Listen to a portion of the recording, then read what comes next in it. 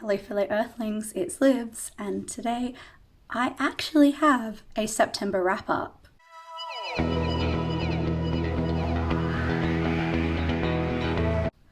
So you guys probably know I don't typically do wrap-up videos, mainly because I don't read enough books to make it worthwhile. Most months I read an average of maybe 4 or 5 books, which is good, I'm happy with that, but I don't think me talking about 4 books is going to make a particularly enticing video to anyone. But this month, for some reason, I read 8 books. That's never happened before. I've never read 8 books in a month before. And I didn't fall behind in my studies. I helped a parent shift house. I don't know how I actually did this. I'm slightly behind on my studies at the moment, but that's because I got a cold and then lost my voice and had been really miserable and decided not to study. Or couldn't study because it hurt to physically read words. So quite a lot of my books this month were audiobooks, but I'm proud of myself. So let's get on into it. Okay, the first book I read in September was Percy Jackson and the Sea of Monsters, which is the second book in the Percy Jackson series, or is it the Olympian series? That's what it's actually called. I had a great time listening to this audiobook. So yeah, I lost my voice. It sounds marginally better than it did yesterday, so that's the positive here. I don't know what to say about a book in a series without giving things away. This is the bit where we realise I really don't read series very often.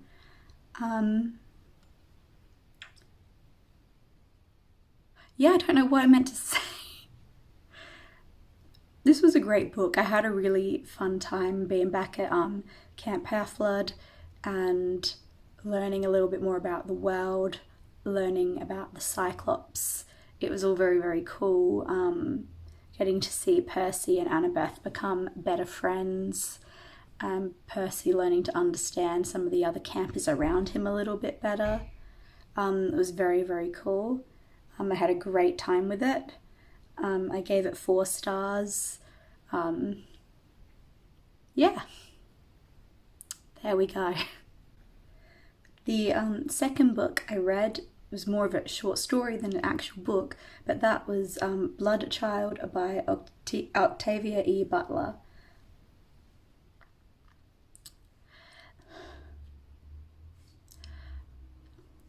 I've never really read a short story before where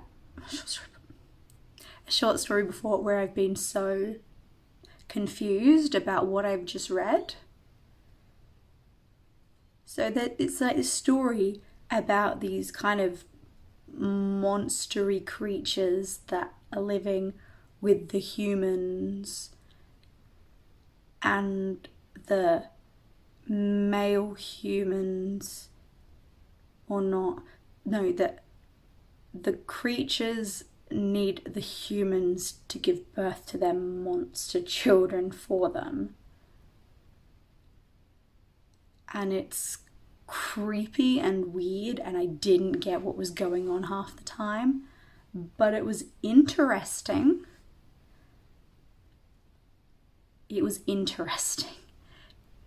Not gonna say I recommend it. I gave it 3 stars because I appreciated the creativity that went into it, but it was a bit gory and weird, and I just don't know what the hell I read. I don't get it. Do not get it even a little bit. Oh, then we have another winner. If you've watched my blind date with a book video, then you know what book I'm about to talk about, and that is The Binding by Bridget Collins. This is a book that I was really excited to read because, you know, it was this big best-selling book, and I've seen it on every booktuber's bookshelves for like years, and it's such a pretty cover. I was like, this is going to be great. Oh, I love this kind of thing. I love books about books and with queer representation. This is awful. This was awful. I gave it 3 stars, and that was not. It wasn't. It was worse than that. It wasn't a 3-star read. It wasn't a 3-star read. It was definitely maybe a 2-star read. I can't think of a positive. Can't think of a positive about this book. This is a story told in 3 parts. The first part is from one character's point of view, then there's a flashback for feels like half the book, and then there's another character's point of view, which in theory is interesting, but it's not so interesting when you kind of invested in one character's point of view and then you don't have their point of view again. And you just kind of have to be told what happened, like what they were doing while you were suddenly in this character's point of view, and this character's point of view was the one who was actually interesting. So, that was weird. It's a story about this world where people can have their worst memories bound into books so that they no longer remember what happened. What's in this book is something they can't remember, and if someone tries to tell them, they can't take it in. And these books are meant to be like in safekeeping, but some people sell the books so that people can read about the worst experiences of another person. And it's about this young man, Emmett, who is sent to work as a binder's apprentice, and turns out he was bound, and it's about him and this situation with this other boy who also ends up being bound, and about how they discover they were bound and get their memories back. But also just, these characters are so stupid. They're so stupid and full of themselves, and that was just infuriating to read about. There's also like 50 million trigger warnings for this book. Every awful thing that can happen happens, and I just wasn't expecting it, and it's so depressing, and nothing good is really happening, and you don't even know why these characters, you don't even really get to see these characters be in a relationship or anything like that. It's just such a weird book, and it just was not for me. Then I read Dark as Last Night by Tony Birch, which is a short story collection, and it was fine. I gave it 3 stars. I actually quite liked the first story in it. I don't really remember the rest. I don't really remember them. They were just, there was something about like a kid and his bicycle, and I don't know. There were just a lot of stories in it that were very, very forgettable. Some that were really, really short, and some that were a bit longer. I preferred the ones that were a bit longer because I think they got to explore more than some of the shorter ones did. I gave it 3 stars. I thought it was fine, but it was nothing to... I mean, I don't remember it, and I only read it like 2 weeks ago, so I think that probably says enough. Then I read a book that I very much did enjoy. This was a great book, and it was Who Gets to Be Smart by Brie Lee. I listened to the audiobook because Brie Lee reads it herself, and that was just really great.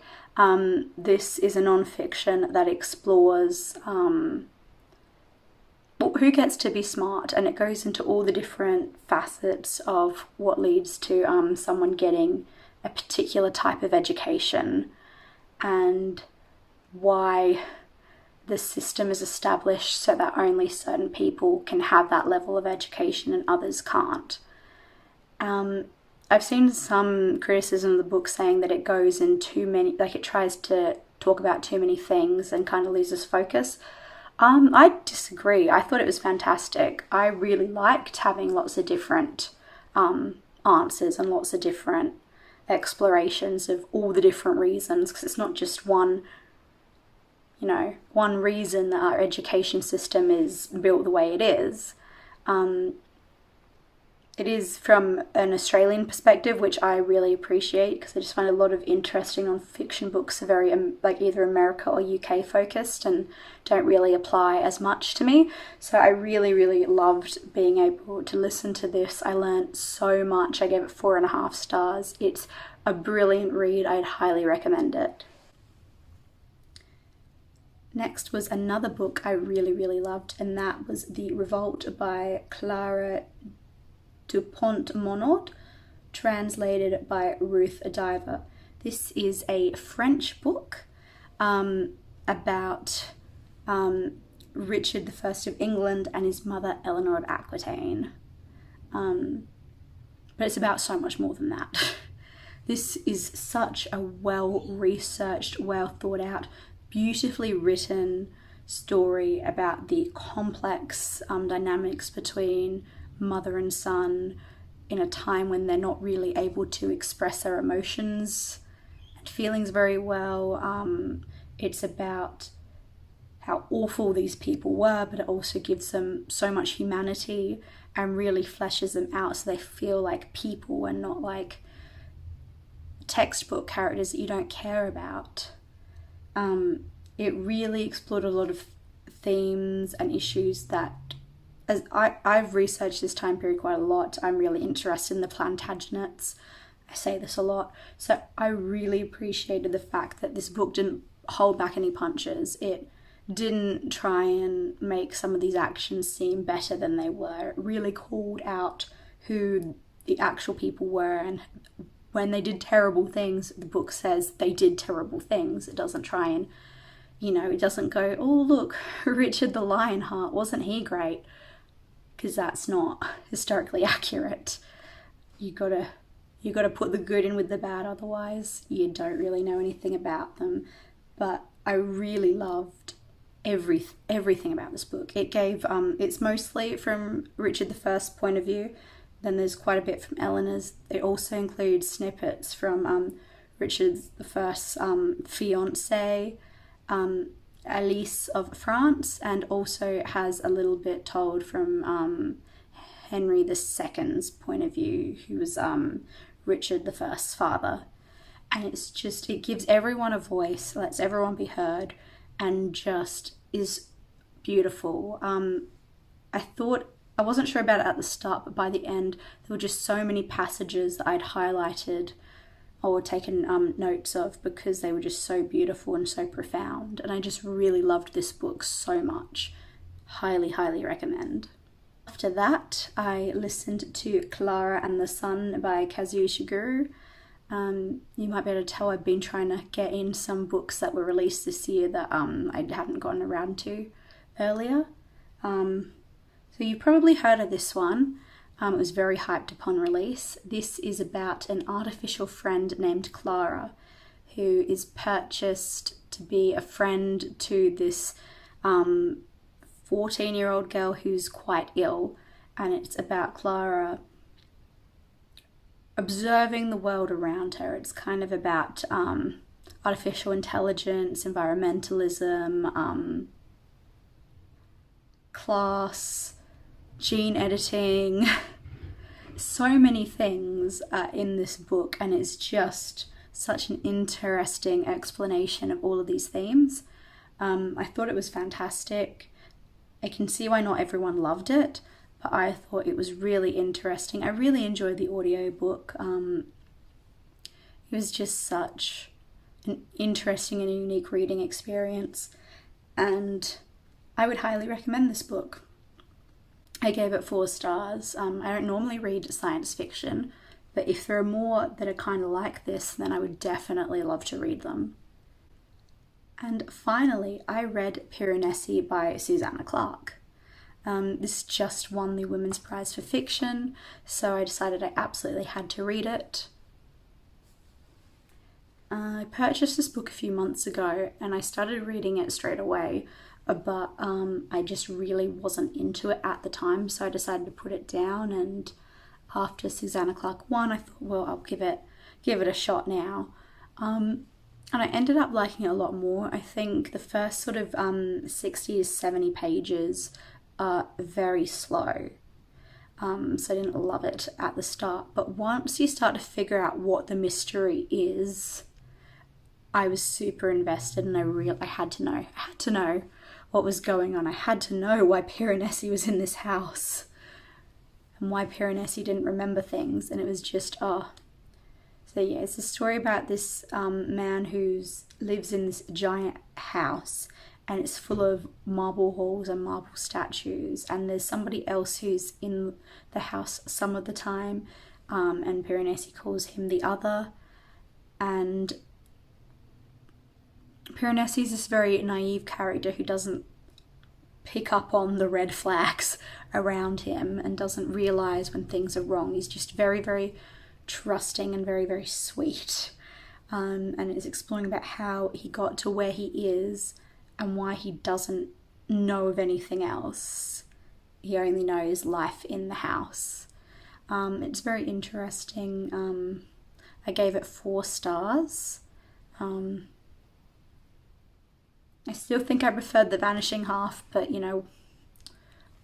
whatever. So yeah, those are all the books that I read in September. I'm very proud of myself. Let me know down in the comments below what your favourite reads of the months were. And also link my blog, Storygraph, Instagram and such below. Don't forget to like and subscribe for more of my slightly weird sounding voice. And I will see you next time. Bye.